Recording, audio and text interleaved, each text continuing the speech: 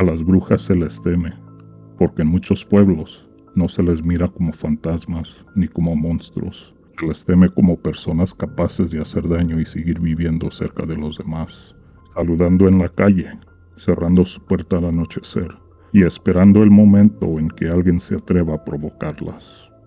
En este episodio les voy a contar 3 relatos de brujas y brujería. 3 encuentros donde el miedo no empieza con una aparición, sino con la sospecha de que alguien ya eligió a quien hacerle daño. Esto es Relatos de Terror, Ecos Malditos. Y el primer relato empieza así. Nora empezó a encontrar huesos en el patio antes de saber quién vivía del otro lado de la barda. Al principio quiso pensar que eran restos traídos por algún animal. Parecían cerca del lavadero, junto a las macetas o pegados a la puerta trasera. Siempre en lugares donde ella tenía que verlos.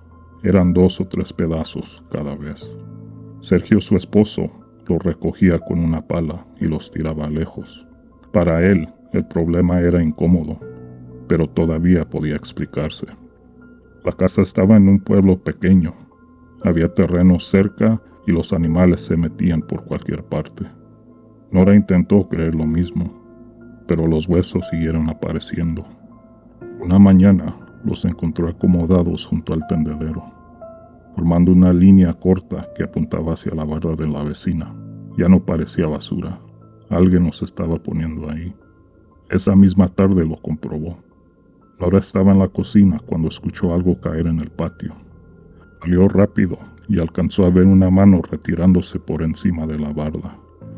En el suelo había más huesos, todavía con tierra pegada. Nora no lo pensó. Subió a una silla y miró hacia el otro lado. La vecina estaba ahí. En el pueblo habían escuchado que se llamaba Tomasa. Tenía una cubeta en el suelo y varias piezas de hueso junto a sus pies. Cuando vio a Nora asomarse, no se sorprendió. Solo dejó la cubeta donde estaba y levantó la cara hacia ella, como si hubiera estado esperando ese momento. Nora le exigió que dejara de tirar porquerías a su casa. Tomasa la escuchó sin interrumpirla. Cuando Nora terminó, la vecina tomó uno de los huesos del suelo y lo sostuvo entre los dedos, apenas un momento, antes de dejarlo caer otra vez dentro de la cubeta. Nora se bajó de la silla con el cuerpo tenso. Entró a la casa y cerró la puerta trasera. Desde la cocina, todavía podía sentir la mirada de Tomasa atravesando la barda. Esa noche empezó lo demás. Sergio trabajaba hasta tarde, así que Nora se quedó sola en la casa. Estaba lavando un vaso cuando escuchó un gruñido desde el cuarto principal. Eso bastó para que dejara el vaso en el fregadero y caminara hasta el cuarto. El espacio estaba vacío. Nora encendió la luz, revisó debajo de la cama y abrió el closet. Nada estaba fuera del lugar. Regresó a la cocina tratando de convencerse que había sido un perro en la calle. Pero el segundo gruñido llegó desde el patio. Esta vez sonó más cerca. Nora cerró la puerta trasera y se quedó junto a la mesa, esperando escuchar pasos, rasguños o algún animal moviéndose afuera. No pasó nada. La casa se quedó tan quieta que el miedo empezó a crecer por sí solo. Cuando Sergio llegó, Nora le contó lo que ocurrió. Él salió al patio, revisó la barda y encontró 3 huesos nuevos sobre la tierra. Los tiró sin decir mucho y cerró la puerta con seguro. Esa noche se quedó despierto un rato, esperando que el ruido regresara. Mientras él estuvo en la casa, no volvió a escucharse nada. Al día siguiente, cuando Nora se quedó sola, una sombra apareció por primera vez. Fue algo cruzando detrás de ella en el reflejo de la ventana, rápido, pegado a su espalda. Nora volteó al instante y no vio a nadie. Caminó por la casa revisando cada cuarto. El miedo no estaba en lo que pudiera encontrar. Estaba en la forma en que la casa ya no se sentía vacía cuando ella estaba sola. A partir de ahí, la brujería empezó a trabajar de una manera más cruel. Nora escuchaba el gruñido desde el punto más lejano de la casa. Si estaba en la cocina, venía del cuarto. Si estaba en el cuarto, venía del patio. Si se encerraba en el baño, lo escuchaba del otro lado de la puerta. Cada vez que juntaba valor para revisar, el sonido cambiaba de lugar. La sombra también volvió, pero solo cuando Sergio no estaba. Pasaba detrás de ella, se quedaba en la esquina de una ventana o cruzaba por el pasillo junto a Nora. Nunca se dejaba ver completa. Eso era lo que la estaba asustando. Los días pasaban y las cosas empeoraban. Nora dejó de dormir poco a poco. Empezó a quedarse sentada en la sala hasta que Sergio regresaba. Después dormía unas horas, pero despertaba cansada, la garganta seca y la sensación de haber escuchado algo toda la noche. Sergio intentó tranquilizarla, pero al verla temblar cada vez que él tomaba las llaves para irse, entendió que aquello ya no era una molestia de vecinos, era miedo verdadero. Sergio decidió llevarla al doctor. Le hicieron exámenes y no encontraron nada que explicara lo que estaba pasando. Al volver al pueblo, Tomasa estaba sentada frente a su casa. No hizo ningún gesto, solo los miró pasar. Esa noche Sergio decidió quedarse en la casa. La casa se mantuvo quieta. Mientras él caminaba de un cuarto a otro, revisaba ventanas y se quedaba junto a Nora en la sala. Todo estaba calmado por unas horas. Hasta pensó que tal vez el médico tenía razón. Al día siguiente, Sergio salió a comprar unas cosas. Nora no alcanzó a terminar de cerrar la puerta cuando el gruñido salió desde el pasillo. Parecía estar pegado al piso, esperando que ella diera el primer paso. Nora abrió la puerta para salir, pero algo se arrastró desde el fondo de la casa hacia la cocina. Nora no alcanzó a ver qué era. Salió al patio sin pensar y llegó hasta la barda. Del otro lado, Tomasa estaba en su terreno, removiendo la tierra donde había dejado la cubeta días antes. Nora apenas logró regresar a la casa y encerrarse en el cuarto hasta que Sergio regresara. Sergio entendió que necesitaba preguntar quién era Tomasa. Fue con un hombre del pueblo que tenía años viviendo en esa calle. No le contó todo, solo mencionó a Tomasa y lo que estaba pasando en la casa. El hombre no pareció sorprendido. Le explicó que a Tomasa nadie la provocaba, que las personas que tenían problemas con ella terminaban enfermas de alguna forma. Sergio quiso saber qué significaban los huesos. El hombre le dijo, cuando Tomasa dejaba algo en una propiedad, no siempre era basura ni amenaza, a veces era marca, y si alguien le reclamaba por eso, lo que venía después no se quitaba cerrando puertas. Sergio regresó a la casa con el rostro cambiado. Nora ya sabía lo que iba a decir antes de que Sergio hablara. Lo vio en la forma en que evitó mirar hacia la barda. Mudarse no era opción. La casa era lo único que tenían, y aunque se fueran, los dos entendían algo. Tomasa ya había mandado algo contra Nora. La distancia no serviría para nada. Al día siguiente, Sergio le pidió a Nora que fuera a disculparse. Nora caminó a la casa de Tomasa. Ella estaba en su patio, cerca de la barda. Tomasa la miró con una intensidad que hizo que Nora quisiera soltar el llanto. Luego le preguntó qué quería. Nora pidió perdón por haberla insultado y por haberse metido en lo que no entendía. También le pidió que dejara su casa en paz. Tomasa le hizo saber que lo puesto sobre Nora podía quitarse, pero no gratis. Pidió un chivo negro una vez al año, llevado antes de que amaneciera. Mientras cumplieran, la casa iba a quedarse tranquila. Fallaban, lo que Nora escuchaba volvería a entrar. Nora aceptó porque ya sabía lo que vivía dentro de su casa cuando estaba sola. Esa misma tarde, Sergio consiguió el animal. Lo llevó hasta la puerta de la vecina antes de que cayera la noche y regresó sin mirar atrás. La casa cambió al día siguiente. Por primera vez en semanas, Nora pudo quedarse sola sin sentir que algo seguía de cuarto en cuarto. Sergio quiso tomar eso como una victoria, pero Nora no lo vio así. Una victoria no se paga cada año. Pasaron los meses, la vida volvió a parecer normal, aunque ninguno de los dos volvió a cruzar palabra con Tomasa. Pero cuando se cumplía el año, ya sabían que no podían fallar. La brujería no siempre llega desde un extraño. A veces viene de alguien que te conoce, alguien que sabe tu nombre y tus puntos débiles, y aún así decide ponerte sobre la mesa como pago por su propia suerte. porque hay trabajos donde la víctima no acepta nada, solo lo llevan. Cuando entiende lo que hicieron, y hay algo caminando detrás. En el siguiente relato, Rafael descubre que una traición de familia puede pesar más que cualquier maldición. Rafael entendió demasiado tarde que Manuel no lo había llevado con una bruja para acompañarlo, lo había llevado para entregarlo. Eso cambió por una llamada de Manuel. Manuel era su primo. Llevaba varios años viviendo en Veracruz y un día le pidió que fuera a verlo. Rafael ya tenía pensado viajar para visitar a familia, así que no le pareció extraño. Manuel insistió en que necesitaba que lo acompañara a un lugar, solo eso, y no explicó más. Rafael aceptó porque no tenía razones para desconfiar en él. Cuando llegó al pueblo, notó que Manuel estaba más nervioso de lo que quería admitir. Cada vez que el tema se acercaba al favor que le había pedido, cambiaba la conversación.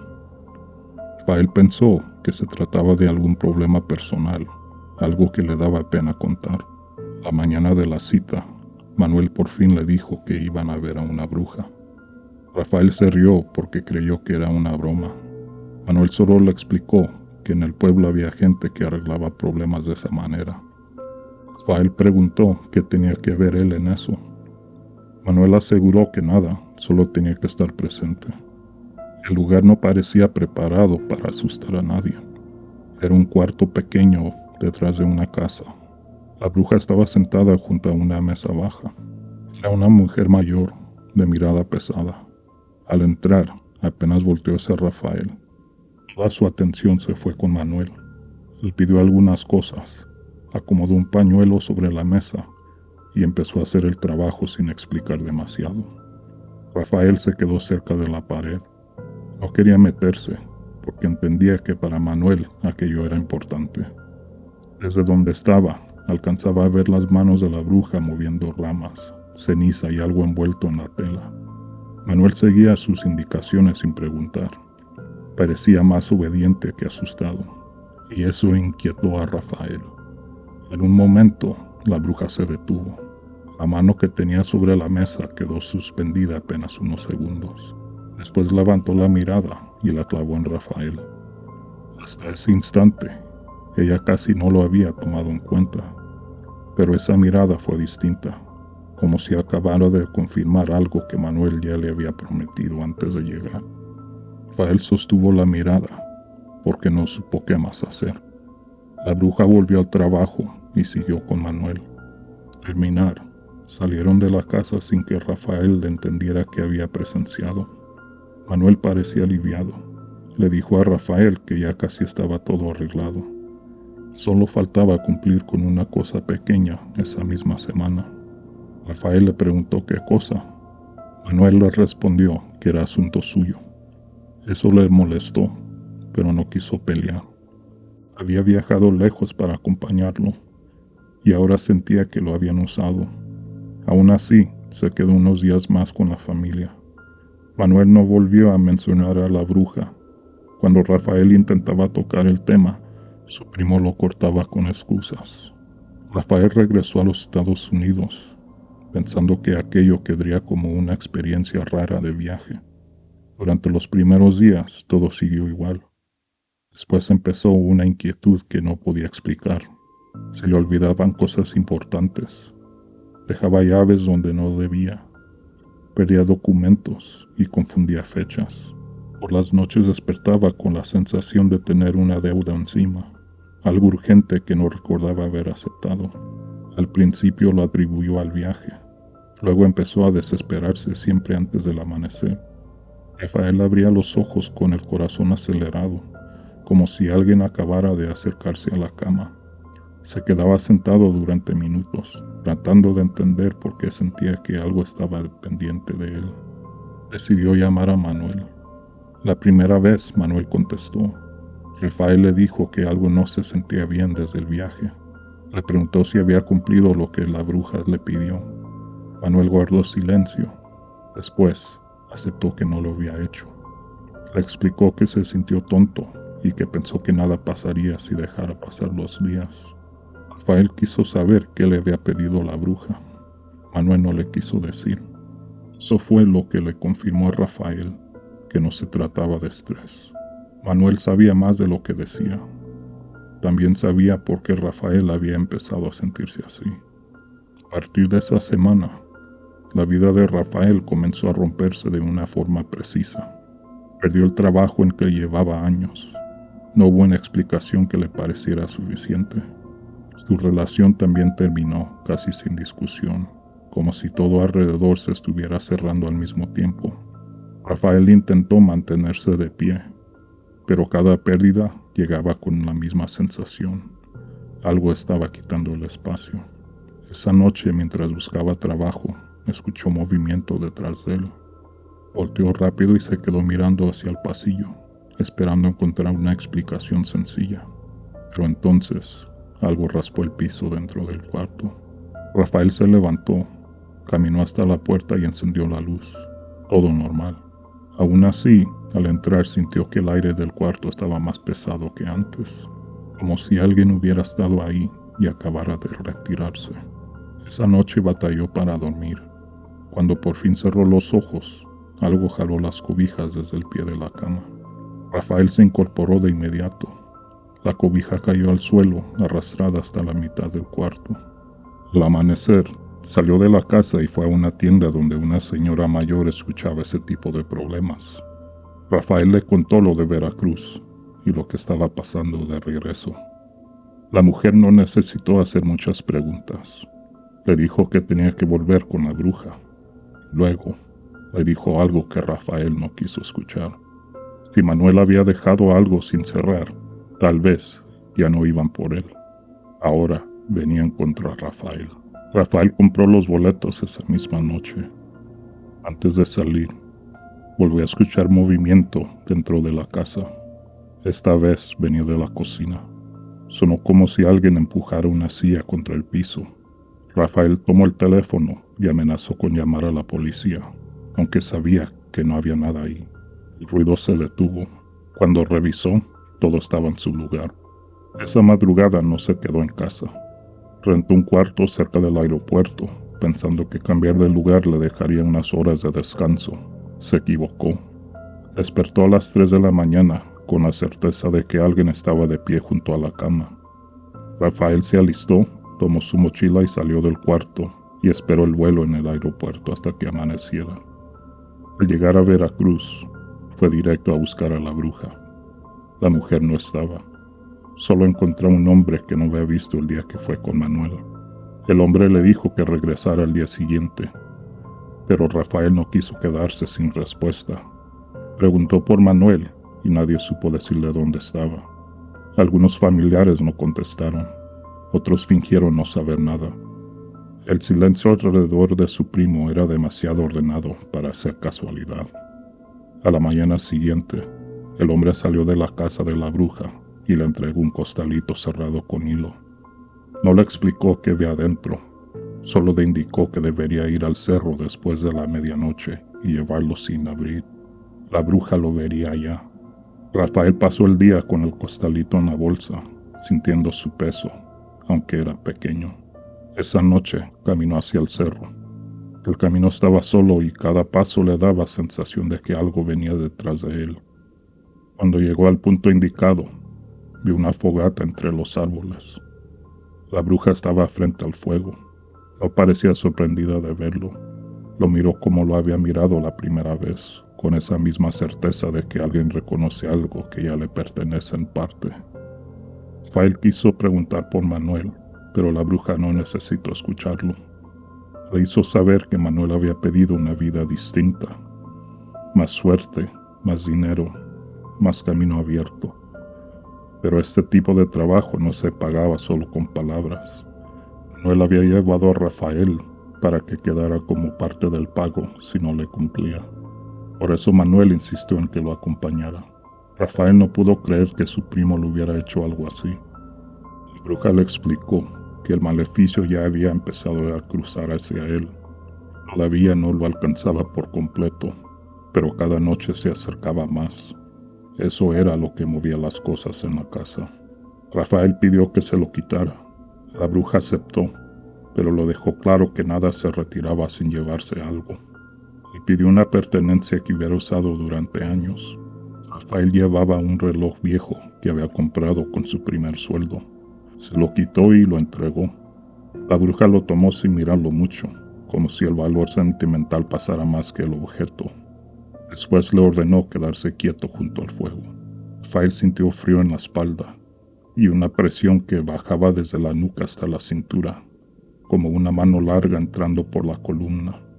La bruja caminó alrededor de él con el costalito en la mano, murmurando palabras que Rafael no entendía.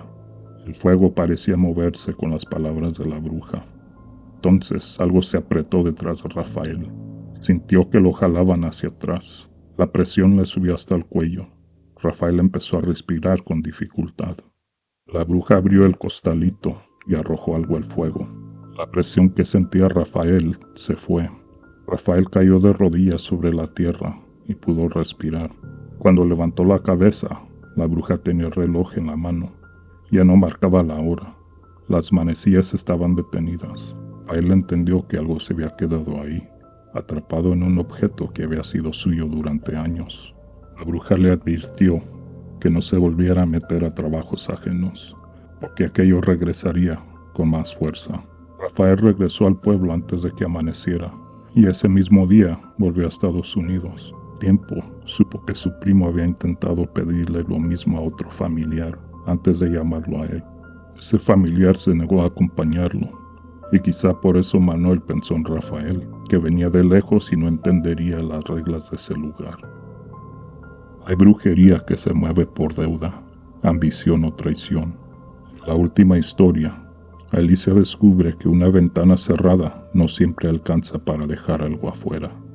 La primera vez que Alicia vio a la bruja, iba con su madre por una calle de puestos, en uno de esos pueblos donde la tarde no se acaba de una sola vez. Alicia caminaba tomada de la mano de su madre, distraída por el ruido y por todo lo que se movía alrededor.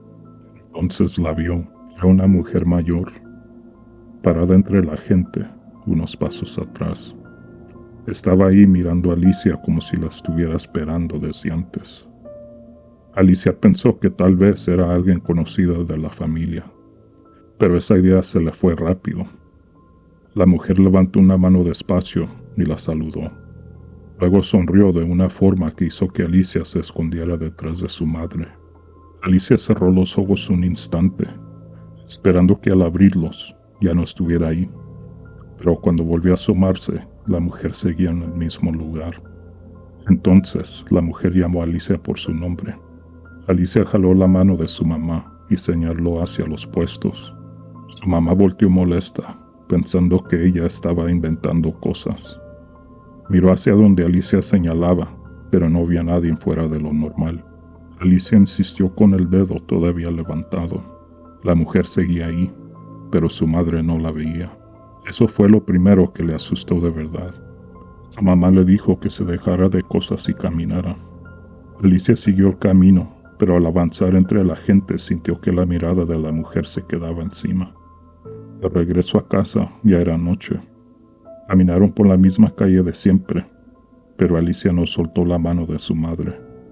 Volteaba cada pocos pasos, buscando entre las entradas, los árboles y las esquinas. A ratos creía ver una figura atrás de ellas, algo que se detenía cuando ella miraba y volvía a avanzar cuando seguían caminando. Alicia no quiso decirle más a su mamá. Al entrar a la casa sintió alivio. Su mamá se puso a guardar lo que habían comprado, y Alicia se quedó sentada frente a la tele, tratando de olvidarse de la mujer. Pero el miedo no se había quedado en la calle. Después de un rato, Alicia escuchó un ruido en su cuarto. Se levantó despacio y caminó hasta su habitación. La puerta estaba entreabierta. Desde ahí podía ver la ventana.